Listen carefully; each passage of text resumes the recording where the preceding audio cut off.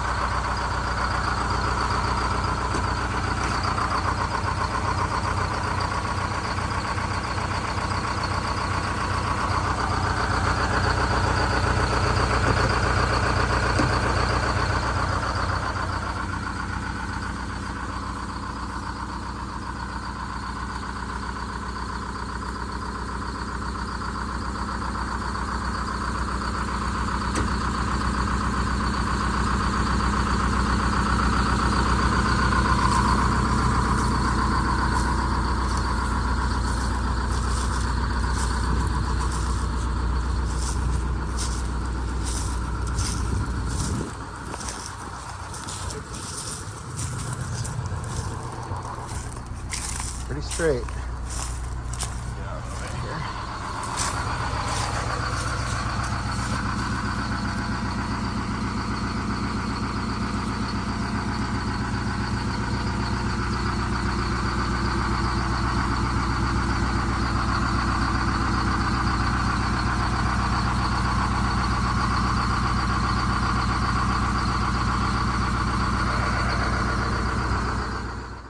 So here's the driver area, and they did leave this very stock. So this is a 1960? 61. 61. Number 519. 4106. 519 is the serial number. And this was converted by Custom Coach, which is kind of the big top of the line converter of entertainer coaches and stuff like that. The original. The original. So this bus was built bathroom delete from the factory. And it wasn't meant to be a custom coach for Anheuser-Busch. It went to Washington, D.C., and it served as a shuttle for international flight crews between Dulles and Reagan Airport. So in its earlier life, that's what it did. In 1976, Bernie Little and Augustus Busch. Bernie had convinced Augustus to get into racing. So we know in the 80s and 90s, Budweiser and Bud Light were everywhere. But that started back in the 70s. And one of the fun stories about this bus is Custom Coach built it in 1976 for Anheuser-Busch for Bernie Little distributors.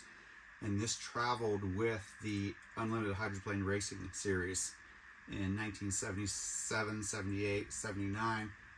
It's a crazy fact or unique thing about it that made it so special to me was that one of my classmates from New Britain, Ohio, her father, Rick Snyder, drove Miss Budweiser, the boat, in the 1977-78 series. So a lot of people watching this video may or may not know that Scott helped me out of a jam 15 years ago with this bus. It might be one of the first ones he worked on that was not his own. And we didn't know anything about what this bus was. We didn't know it was an Anheuser-Busch when we worked on it for a whole year. It wasn't until I had it up and running, I posted it on Facebook and said, check out my bus. And within like 3 minutes, you know, like the bling comes up, and my friend Denise Snyder, I'll contact her on this. She said, that's my dad's bus. That's Bernie Little's bus. Where did you get that? And that is where I was like, holy, what do you mean Anheuser-Busch? And we, you know, I started to learn that these buses were built. It's kind of cool if you're filming this. I brought this along. The guy that founded Custom Coach was a guy named Kerwin Elmers. And I was, the internet, I mean, this is back in the early, mid-2000s. The internet was around. You couldn't find a whole lot. I'm holding back here for a second. Kerwin Elmers, I called the company that bought the shell. Custom Coach went bankrupt in '99. A company called Farber bought them. And I called Farber one day and said, hey, I've got this old Custom Coach bus. It was built for Anheuser-Busch, I understand. What can you tell me about it? I said, all that stuff's gone. Oh, and it was a receptionist. She said, you know, but Kerwin Elmer, you know, the guy, he comes in here once in a while. Would you like his cell phone number? I said, yeah, why don't you give me that? And she gave me a cell phone number. I left him a message. I never heard back from him for, it was maybe 6 months. Then one day the phone rang. I saw it was Ohio. I didn't know what it was. I answered it.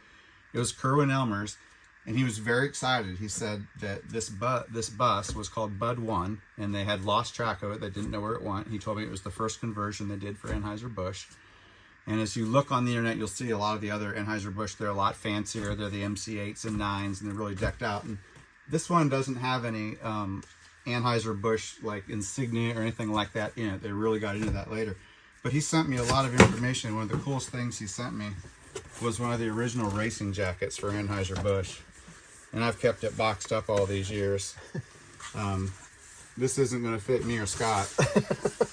But this would have been, you know, the years that they won the national championships for the U12 racing team. Wow. So these are I've looked them up online. They're worth a fortune. You know, it's the original silk. I remember these were very popular for bowling and evidently for racing too, but the Miss Budweiser racing team. So probably going to let that go with the bus as part of the history that comes with it. That's cool. Kerwin, until he passed, he would call and check in on with me every once in a while. So he, over the years, sent me a lot of memorabilia. Of course, Farber kind of used that name, Custom Coach, and a couple years ago, it looked like they were going to bring back the name. Died out. So, boy, I'm going to put it on a date. There it is, 2014. Lance, it's so nice talking to you about your 4106 and Bernie Little. And so he sent me some pictures of the boat, the racing boat that this would have accompanied. I'm sorry, I'm moving it all around. And then just some fun facts and stuff about the boat. You know, there's no mention of the buses. I've spent countless hours and days looking online trying to find pictures of this coach, and I have not been able to find one. There's Custom Coach they built for that's a Russian Anatov 225. I don't know if that's the one that burned up or not. But there they are loading a Custom Coach to sell to a Prince of Arabia or something like that. That was really nice of him. It was August Busch the third and Bernie Little and Kerwin when they put this together. It's pretty cool to think about that because, you know, shortly after that, every racing team wanted a Custom Coach. And when you look at any of you watching this that know the Custom Coach history, you see that Roger Penske started buying them. All the different teams, several of them have gone through Bus Grease Monkey Mountain here, several of those different teams. But Mr. Little was a legend. He liked very fancy things, fancy buses, fancy boats, fancy cars. So it's I often tell people about this bus once Anheuser-Busch took control of it. You know, here's a picture of the Clydesdales. Imagine how this bus was maintained while owned by Anheuser-Busch. Scott and I were joking a minute ago, there's not a whole lot left. The interior, this is all original, but motor-wise and everything what I call from the beltline down, we pretty much replaced.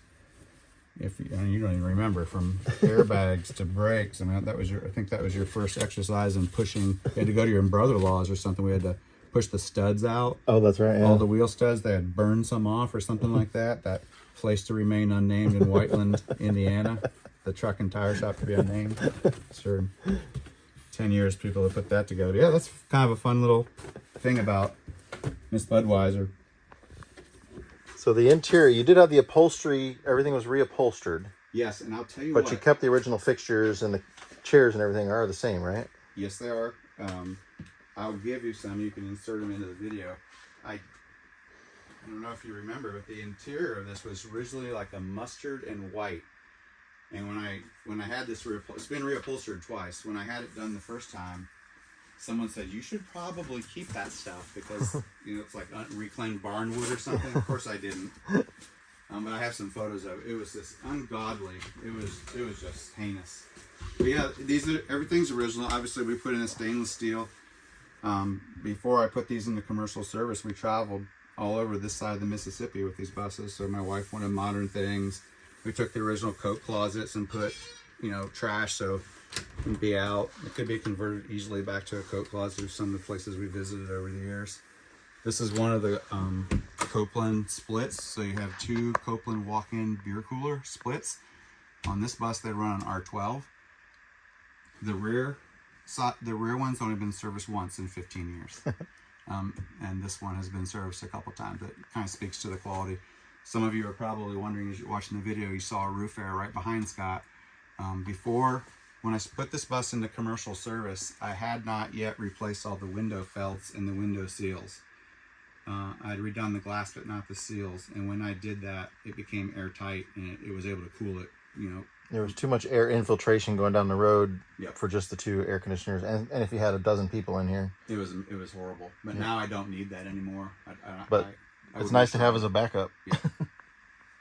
But that's rather loud. That's a penguin. It's a Dometic penguin. They're all a lot of loud, people think they're loud. But all these latches, like you push it and it locks, so they stay very secure. Yeah. They don't. You don't want to open this one. I have to fix something on the hinge right here. But it's beautiful. Jimmy Terrell went through and redid the whole headliner for me. When I when I got this bus, the entire headliner was down. This was all rotten. All of these had been broken out. So I went through and I put in new vents and I put in new LED lighting. I also went through and took care of the custom coaches had a before code. The 110, the 220, the 24, and the 12 volt. This doesn't have 24. They all used the same ground. I went through and isolated the grounds on this bus. That faucet would be new. It's a fun feature, all this trim that they did. It was just, for this to be in this condition, this bus is 63 years old. It's insane. So it does have a toilet in this door here? Yeah. We modernized that too. So you asked, did we leave things? We upgraded that. I love the curve up at the top here on the back of the sink. If you go up higher, we follow the curve of the ceiling. Kind of keep the custom coach miter curves and things like that. So a nice vanity toilet, and then there is a shower here, but the pan's been taken out, right? No, the pan is in there. Oh. Everything's there. I just put shelves. Do I push in it, or is there a lock on it? I can get it for you. Okay. I made this storage for when we did family trips and things like that. So these it's lift there. out. It just needs some work to get back to a shower. So originally this looked like a 70s adult film set. All of this interior was black reflective glass, and I peeled it off and we replaced everything out here.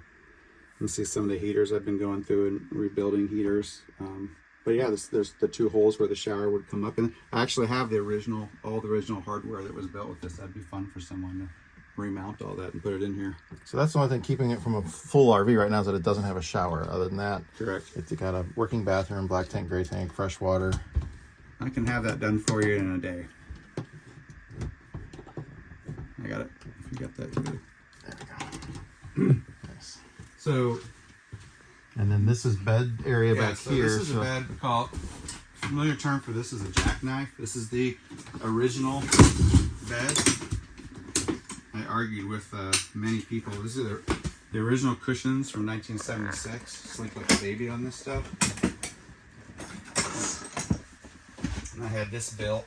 It wasn't something they offered, but I had that put in there. Oh yeah, nice. And the other side does the same, right? No, this side is actually a double bunk set. Oh. It'd be a little, maybe we can take it out later, but this lifts up and then it articulates up, and there's a piece that goes on top of it so you can sleep bunk on bunk. So the top is padded with this, and then the bottom, we use like an air mattress or something like that. The parts are in here as well. We probably do need to take it apart and shoot this, but I made a hanging unit that hung from these as well, so there was actually an extra bunk. I've slept 7 people here at a NASCAR race and kept us cool. Oh wow. With small kids, they flip back there. Some of the fun things I did, I used this for commercial use, so we added the drink holders, and we did things like pop-up electric, so that the look would be clean, and In the old days, you know, I had wires and cables running around here. We don't need that anymore with wireless. So and here's one of these Copeland beer coolers again. Yeah. This has we don't have the generator running right now, but along on both sides of the bus, front to back, is fluorescent lighting. So it's like hospital lighting. It's so bright in here. Most people don't like to have it on, but we do have fluorescent lighting front to back, left to right. Have you added up how much money you think you have into this bus? Yeah, we have over 135 in this one. Half of it to Scott. I'm kidding. We you know, anyone knows owning a bus is not cheap. But the good news is it's been used. It's been used a lot. It hasn't just been sitting. You know, it's been indoor storage until just this last month. So yeah, if you see me taking a breath. I mean, we're outside here, and these buses haven't been outside for 7 years. This one and Ironman, and we kept those inside. Someone buys this bus. This is a turn. Literally, in this video, it has not been started since the 31st of December when we brought it out here. That's 2 months ago, or a month and a half ago. And we turned on the power, and she fired right up. And it's in the 40s right now. Yeah. You know, always, and it's the motor was rebuilt a couple years ago by Scott. There's video documentation of all that, because every bus that you buy has a recently rebuilt motor on it. Yeah, but this one really does. And then we changed it from a 4-speed to that Allison automatic transmission. So that's a big selling point for it, to have the automatic transmission versus a stick shift. And anybody can drive it. The V730. We've redone the entire air brake system on this. We switched it to spring brakes from the original Johnson bar. We also, this bus will climb hills. It's made to run at 2200 RPM, so you run it there, it'll climb anything and pass people. She likes to run 72 miles an hour at about 1700 RPM. She'll do 90. There's no reason to do that. I've had it up to 90. Yeah. And this bus gets consistently 10 or 11 miles a gallon, which people don't believe, and I've won quite a few 12 packs of beer on that. It only weighs 24,000 pounds. It's aluminum front to back. The only thing that's iron is the engine and the axles. This is a true post-war surplus aluminum build. Yeah. It is... And it's top-of-the-line quality build. I mean, you're not going to find another company that did what Custom Coach did here, and the way everything's been maintained. You're not going to find someone who was maybe dumb enough. All of this glass is new. This is new glass front to back, new windshields, new seals. The entire bus, I'll get you some pictures, was stripped in 2018 all the way to the aluminum. Everything all the way down, repainted from the bottom up. A little idiotic how much I put into this, but it's been a great coach. It is the dependable. We called this the spare when we ran the company. If something ever came up, we'd go to the spare, and this was it, because she'd always run. And the reason we quit running this as part of the fleet is that you're seeing the compacted area here. We only sat about 15. You could get 20 people in here. It splits it to 2 rooms. Yeah, they just didn't like families like this, because the kids or the parents could come back here, but most groups did not like being split. So in some of the other videos you'll see Scott do, we go to the wide open executive where everyone's together. But it serves a purpose. As Scott said, this really is the only RV bus of my fleet, and I use it as that. And yeah, your family's taken it camping many, many times. NASCAR races, all kinds of... For years, that's what you guys would do. Why am I selling it? I have an affinity for the MCIs. As I built my business, it became all MCI, so all my bench stock and everything is MCI. You can still get all the parts for this. All the difficult things Scott and I took care of. There will be. He's going to mention it. Maybe there's a small leak in the back. We believe it's from an O-ring from sitting outside with the transmission selector. We'll fix that. I mean, there's little things like that that are going to come up that have to be maintained. But this is a turnkey bus. You could take it anywhere in the country. And it's also it is the attention getter. You could have 20 star coaches, and this pulls up and people come running, which is really cool and a curse depending how you look at it. Yeah. So the most often thing shouted at this is that a 2-stroke? Well, it's a beautiful, beautiful coach that is for sale, and we'll put the contact information in the description of the video.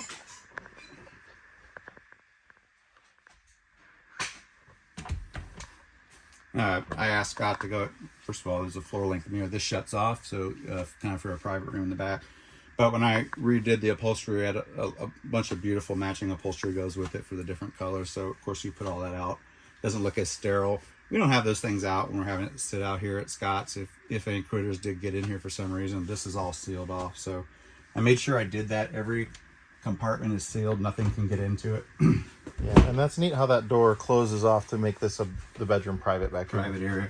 And also when we traveled, what we found out, particularly in Florida, why run the rear unit? We would just close this door and this would be an ice box. It just saved money. Yeah, let's go out and take a look at the generator. Okay. Inside of the generator bay. Oh, there's one of my suitcases. Oh, this gets under here.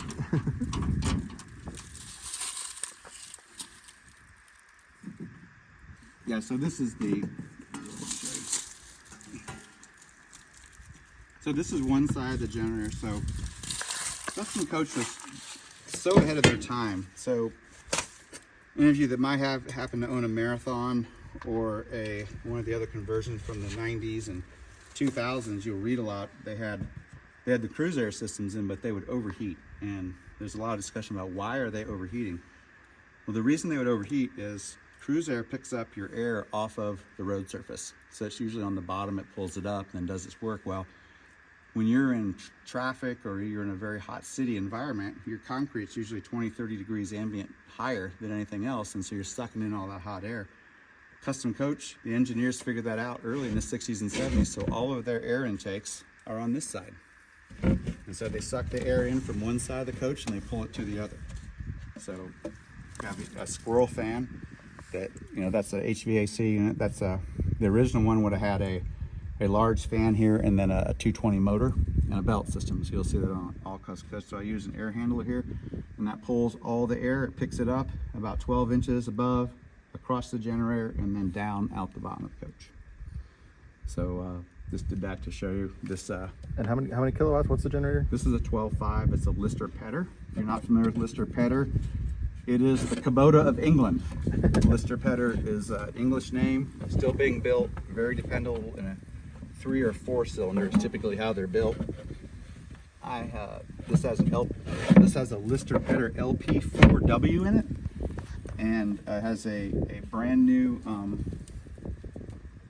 battery's dead. It has a brand new head unit on, brand new as in what Scott was teasing about earlier. So 10 years old is when I put it on, but I've only put about maybe 800 hours over all the years on this. They're built to go 20,000 hours. That was Lister Petter's usable life. Guess it's worth telling.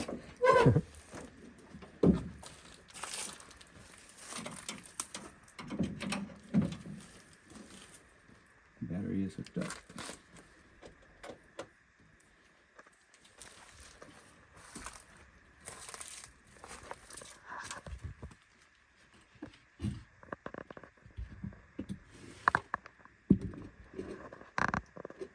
But it runs great. I mean, I've heard it. It fires right up. And, it's a first bump too. yeah. I'm gonna pull it out actually here. Look at that.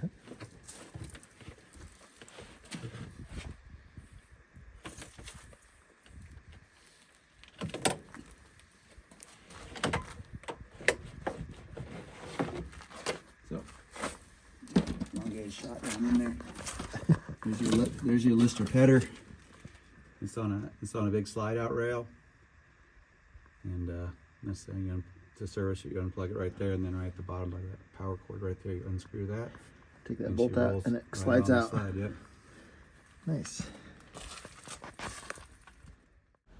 Well, this beautiful historic bus is for sale. It's an awesome RV conversion. It's in very, very good shape. I'm going to put the price and a link to the sales information in the description of this video. So go check it out and get in contact if it's something you're interested in.